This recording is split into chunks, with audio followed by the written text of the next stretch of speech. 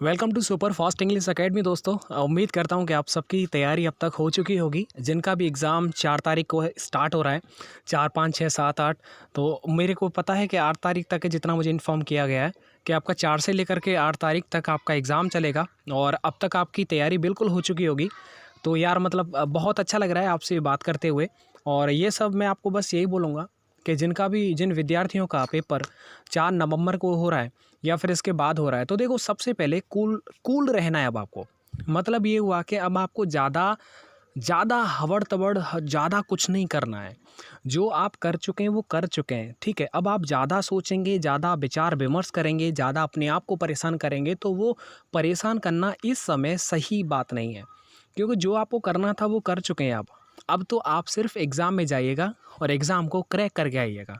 अब आपकी तैयारी जितनी होगी उस हिसाब से देखिए, मैं आपको अच्छी तरह से समझ सकता हूँ।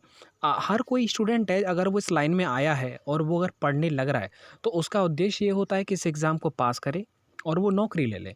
तो ये जो 2020 बहुत सारे लोगों के लिए बहुत नेगेटिव, एकदम नकारात्मक साल ये निकली हुई है। लेकिन आप सबके लिए ये जो 2020 की साल में दिया हुआ एग्ज़ाम है, यही आप जो 2021 में जॉइनिंग होगा उसका बेस यही है। तो एग्ज़ाम आप आराम से दीजिएगा, बिल्कुल भी चिंता मत करिएगा, आप अकेले नहीं हैं। आपका सेंटर जहाँ पर भी हो, आप जाइएगा वहाँ पर।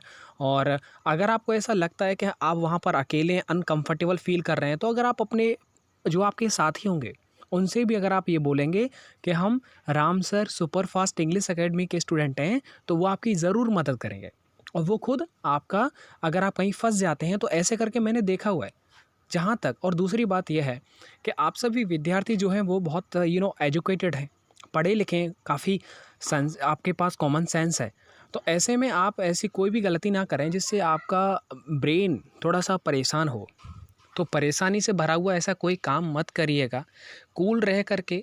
अभी अगर मैं ये बोलूँ कि अगर आप ज़्यादा सोचेंगे, कि देखो एक दिन के अंदर कभी एग्ज़ाम नहीं निकलता, क्योंकि इस टाइम पर हाँ, ये हो सकता है आप सिर्फ पढ़ सकते हैं चीज़ों को, लेकिन अगर आप आज के ही भरोसे बैठे हैं या फिर कल के भरोसे बैठे हैं, तो ये तो पॉसिबल नहीं है ना सर। क्योंकि एक दिन में आप चीज़ों को पढ़ सकते हैं, लेकिन दिमाग में रखने के लिए उसे प्रैक्टिस, बार-बार रिवीज़न का ज़रूरत पड़ता है।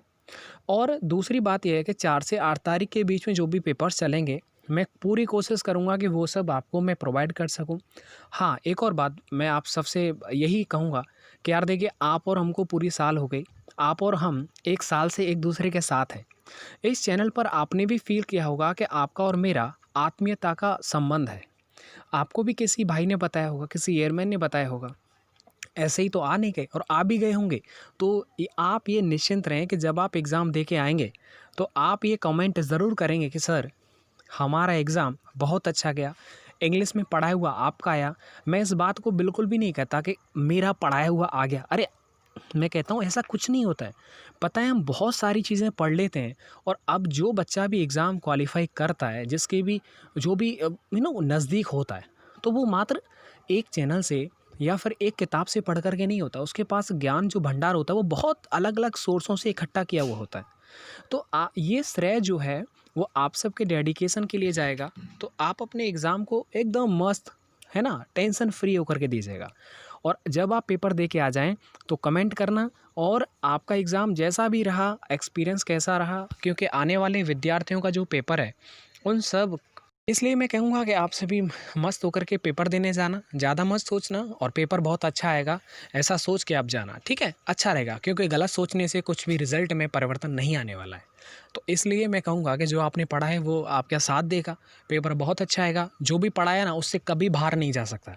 मैं ये लिखित में दे सकता हूँ, मैं अरे देने की तो ज़रूरत नहीं है ना?